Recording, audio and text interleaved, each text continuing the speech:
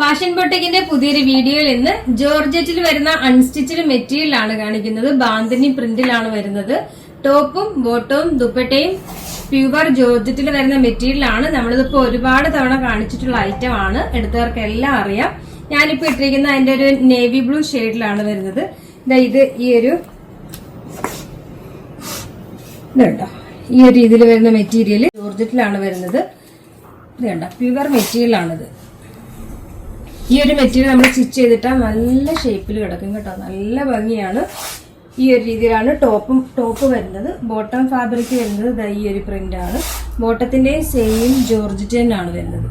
Bottom വേണമെങ്കിൽ നമുക്ക് top stitch ചെയ്യാം. അത്രയും നല്ല ക്വാളിറ്റി വരുന്ന മെറ്റീരിയൽ ആണ്.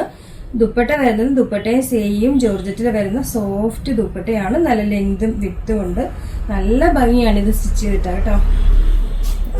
ഞാൻ ഓരോന്നൊന്ന് കളറുകളൊന്ന് സെറ്റ് ചെയ്തൊന്ന് കാണിക്കാം.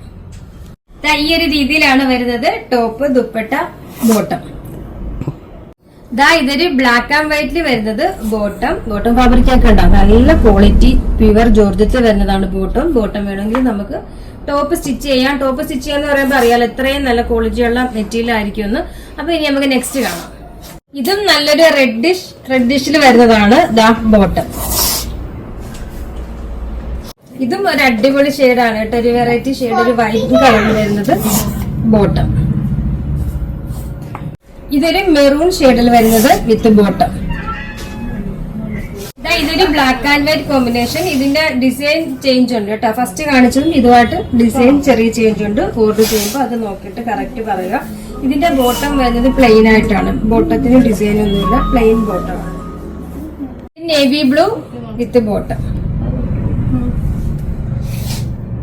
ഇതൊരു ബ്രിക്ക് ഓറഞ്ചിൽ വരുന്നത് വിത്ത് ബോട്ടം. ലാസ്റ്റ് കളർ വരുന്നത് നല്ലൊരു ഡാർക്ക് വൈനിലാണ്. ഇതിന്റെ പ്രൈസ് വരുന്നത് 1499 ആണ്. അപ്പൊ അറിയാലോ, നമ്മുടെ ഓർഡർ എല്ലാം വാട്സ്ആപ്പ് ത്രൂ ആണ്. ഇതിനോടൊപ്പം തന്നെ നമ്പർ കൊടുത്തിട്ടുണ്ട്, അതിൽ കോൺടാക്ട് ചെയ്താൽ മതി. കൊറിയർ സർവീസ് അവൈലബിൾ ആണ്.